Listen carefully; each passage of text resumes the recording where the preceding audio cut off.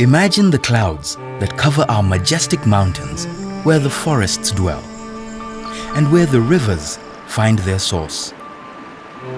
Imagine the food we eat, the water we drink, the animals and the insects, the people and the birds, all of whom rely on nature for their survival. Over 100 years ago, Nature Kenya was established with the aim of championing conservation and improving people's livelihood. Nature Kenya is a membership-based society established in 1909 with the aim to promote the study and the conservation of nature in Eastern Africa. Nature Kenya mission is to connect nature and people. Nature Kenya conservation work is guided by science and by using birds to identify places that are important for conservation. One is assured of capturing every place on earth that is able to be conserved, and that is why data on birds is infallible in setting priorities, hence important bird areas. Since the early 20th century, Kenya's natural environment has been under tremendous pressure. Thousands of hectares of pristine forests, wetlands, and grasslands have vanished beyond measure. In Africa, conservation was not an issue until the 20th century. There were fewer people and more resources. People say trees will always grow, but then those trees are not growing at the same rate as the rate we are cutting them down. So now with our ever-growing population, we have to educate the people the need to do things differently. So if we are not going to conserve and manage the natural resources, including our wild reef, including our flora, the fauna, then we don't have the future for ourselves. And the sooner we can be able to understand the truth about this, far better. Working in 19 sites, Nature Kenya works together with communities and creates incentives that have sustainable benefits by introducing nature-based activities, some of which include beekeeping, ecotourism, wool spinning, and most notably, butterfly farming. We go into the site and have partnership with a local group and identify the needs in that area. And basically the needs have to be those that will enhance conservation of the forest and which will reduce the dependency of the local community on the forest resources. In ARABUKO-SOKOKE forest, we were able to work with the people and innovate business in butterfly farming, which is currently benefiting more than 700 households, earning 10 million Kenya shillings sustainable for the last 5 years, and thus changed the livelihoods of the people. Hii mali imeletwa na wakulima ambao ni registered members wa hiki pepeo.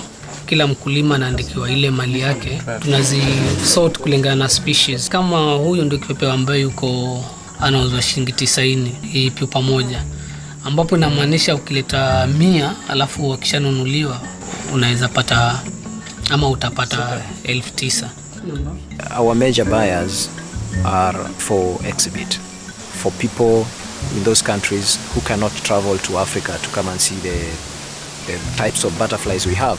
So the project was initiated so that farmers could easily link their livelihood with the conservation of the forest. Tunashukuru kwa niaba ya Nature Kenya kwa kutufadhili miradi tofauti. Kwa mfano saa hii wametupatia mizinga 160 ambayo tuko nayo. Alafu baadaye ndio wakatufadhili tena na mradi wa boti. Saa nyingine tunahudumia wagonjwa, saa nyingine tunahudumia watu ambao wanataka kupeleka biashara zao. Tunapata kitu kidogo. Muungano wetu kupitia Nature Kenya hapa Ozi imekuja mwaka 2009. Ikaje katukuta kwamba tu vikundi vimoja ndio wakatushauri wakatuelimisha vile tutaungana pamoja na ule umuhimu wa kuungana pamoja. Kwanza wametuletea mafundisho vile tutarani zile project ambazo tutakuwa tukizifanya kwa pamoja. In the TANA Delta, the communities have come together and agreed to conserve the Aussie forest and safety it from outright conversion. Nature Kenya also works to connect local people to government as the decision makers and to hold the government accountable for sustaining nature and for them to champion partnerships with the government and joint planning in ways that ensure that government plans also benefit people, benefit nature as a foundation for development in this country. Nature Kenya wametusaidia katika kutuelimisha, wanatuongeza vile tunaweza kuifanya iwe na quality ya juu ndio ipate market. Tena wametusaidia na machines zenye hatukuwa tunapata hapa Kenya. Wool spinning is connected to conservation in that we buy wool from the farmers who have flocks of sheep. They have left aside some pastures for the flocks of sheep, because once the land is opened for crop cultivation, within 3-4 years the land is very much degraded and it cannot be able to sustain crop production. These also have put into endangerment some special species of birds and other fauna.